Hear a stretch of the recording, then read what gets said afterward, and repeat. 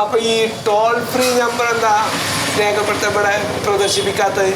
എന്റെ നമ്പറോ എല്ലാവർക്കും അറിയാലോ. നിങ്ങളുടെ നമ്പറല്ല, നിങ്ങളെ ഫോൺ ചെയ്ത് ഉള്ള കാര്യമില്ല. ടോൾ ഫ്രീ നമ്പർ എന്ന് പറഞ്ഞാല് ഈ സ്ഥാപനത്തിൽ നിന്ന് വന്നിട്ട് ആരെങ്കിലും ഒരു ഭക്ഷണം കഴിച്ചിട്ട് അവർക്ക് എന്തെങ്കിലും അസുഖം വന്നു കഴിഞ്ഞാൽ ഡിപ്പാർട്ട്മെന്റിനെ അറിയിക്കണോ? അല്ല, അതിന്റെ ആവശ്യമില്ല. കാരണം ഇവിടെ നല്ല ശുദ്ധമായ ഭക്ഷണമാണ്. ഇവിടുന്ന് ഭക്ഷണം കഴിച്ചാൽ ആരും കംപ്ലൈന്റ് പറയില്ല. സാറേത് ഡിപ്പാർട്ട്മെന്റിലെ ഉദ്യോഗസ്ഥനാ? അല്ല, ഞാനിവിടെ കുക്ക്. അതെ, അപ്പൊ ആ പണി ഇതാ മതി. ഇത് വേണോ വേണ്ടെന്നുള്ളത് ഞങ്ങൾ തീരുമാനിക്കുന്നുണ്ട് കേട്ടോ. അപ്പൊ ഇത് വേണോ? ടോൾ ഫ്രീ നമ്പർ പ്രദർശിപ്പിച്ചിട്ടില്ല, അതൊന്ന് രേഖപ്പെടുത്തിക്കാൻ. അല്ല, അത് വെക്കാൻ സാറേ. വെക്കാനുള്ള ഇപ്പൊ വെച്ചിട്ടില്ലല്ലോ. ഇല്ല.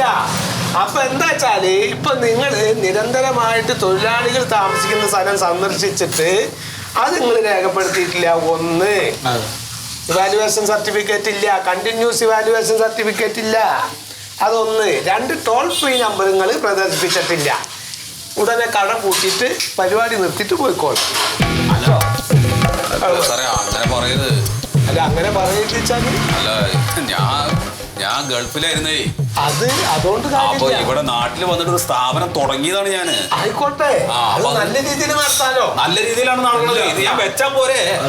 അതെ, വെച്ചോളാം സാറേ. അത് ഇതൊക്കെ മുമ്പേ പറഞ്ഞു. ഇതൊക്കെ ഇതിന് ലൈസൻസ് തരുമ്പോ പറഞ്ഞിട്ടുള്ള കാര്യങ്ങളാണ്. അത് ചെയ്യണോ? ഞങ്ങൾ അറിഞ്ഞിട്ടില്ല. അതുകൊണ്ടാണ്. അറിഞ്ഞിട്ടില്ല എന്ന് പറഞ്ഞാൽ എങ്ങനെയാണ് നിങ്ങളൊരു സ്ഥാപനം നടത്തുന്ന ആരും അറിഞ്ഞിട്ടില്ല? അപ്പൊ പിന്നെ ഞങ്ങളെന്താ പൊട്ടന്മാരോ?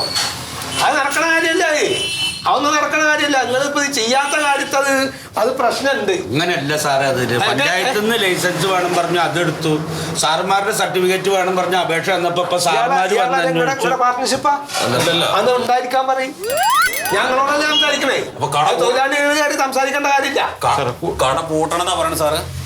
ഇതിപ്പോ നിങ്ങൾ നിയമപരമായിട്ട് നിങ്ങൾ ചെയ്യേണ്ട കാര്യം ചെയ്യാത്തത് കൊണ്ട് അത് അടക്കണം എന്നാ ഞാൻ പറയുന്നത്. അല്ലാണ്ട് വെറുതെ കട പൂട്ട് എന്ന് പറയല്ല. നിങ്ങൾ നിയമപരമായിട്ട് ചെയ്യേണ്ട കാര്യങ്ങൾ ചെയ്തിട്ടില്ല. അല്ല, അപ്പൊ ഇനിയിപ്പോ അത് പോട്ടെ. നിങ്ങളിപ്പോ ഈ വെള്ളം എടുക്കണത് എങ്ങനെയാണ്? വെള്ളം കിണർ, വാട്ടർ അതോറിറ്റി അല്ല. കിണറാണ്. പൗഡർ ഇട്ട വെള്ളം ഇല്ല. അപ്പൊ അത് പരിശോധിച്ചിട്ടുണ്ടോ ഈ വെള്ളം? ഓ, അതൊക്കെ പരിശോധിച്ചു. സർട്ടിഫിക്കറ്റ് വേണ്ട, ചോദിച്ചാലുണ്ടെങ്കിൽ പിന്നെ പോട്ടെ, കുഴപ്പമൊന്നുമില്ല.